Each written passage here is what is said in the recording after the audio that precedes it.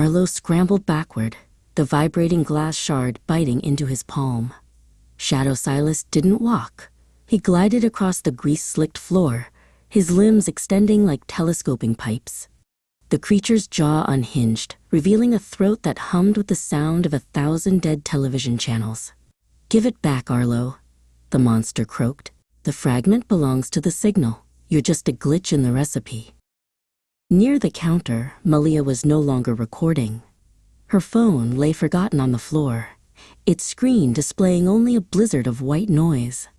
Behind her, the towering shadow creature, known as the Overseer, began to pull. Its needle-like fingers didn't just touch Malia. They sank into her skin, dragging out shimmering, pixelated strands of her light. Malia's face was a mask of blissful vacancy as she began to dissolve into a cloud of gray squares. Arlo tried to scream for Malia, but a cold, wet hand clamped over his mouth. Shadow Ilara had circled around, her eyes flickering like strobe lights. She pinned Arlo against a booth, her strength far greater than it should have been. "Don't fight the eye," she whispered, her voice a chorus of overlapping frequencies.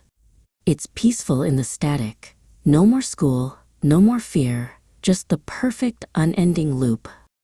Suddenly, the kitchen's swinging doors flew open with a bang of heavy metal. A man stepped out, but he wasn't human. This was Argus, the manager. His suit was made of woven copper wires, and where his head should have been was a stack of 3 vintage television monitors, each displaying a different angle of the room. "Wasteful," Argus buzzed, his voice sounding like a distorted radio broadcast. "We need the boy intact for the final upload."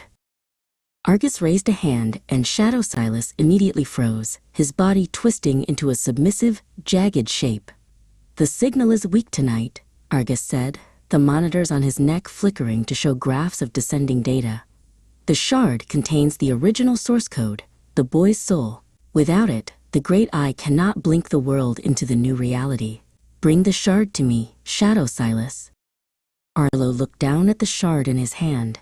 Inside the glass, the tiny version of Silas had stopped screaming.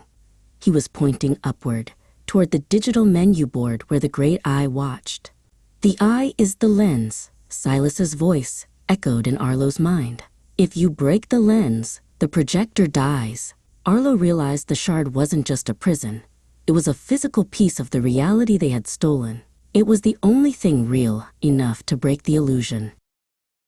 With a burst of adrenaline, Arlo threw his weight forward, knocking Shadow Ilara back into a stack of pizza boxes. He ran toward Malia, who was now half transparent, her legs already turned into a swirl of digital smoke. "Malia, wake up," he yelled, grabbing her hand. His touch sent a spark of reality through her, and for a second, her eyes cleared. She looked at her dissolving arm and let out a piercing, glitchy scream.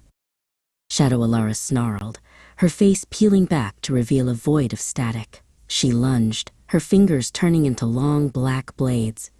Arlo swung a heavy metal pizza tray he grabbed from a nearby table, clanging it against her chest. The sound was wrong. It sounded like a hammer hitting a computer monitor. She recoiled, her form flickering wildly as the physical metal disrupted her digital presence. Argus marched toward them, his screens turning a deep, angry red. "You are disrupting the broadcast," he roared. He reached out to seize Arlo, his wire suit sparking with lethal electricity. Arlo didn't run this time. He stood his ground in front of the digital menu, holding the shard like a dagger. "Enjoy the static, Argus," Arlo hissed, and he drove the glowing glass shard directly into the center of the Great Eye. The world turned white.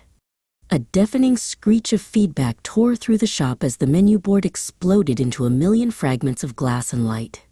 The shadows of Silas and Ilara dissolved into mist, and the Overseer vanished.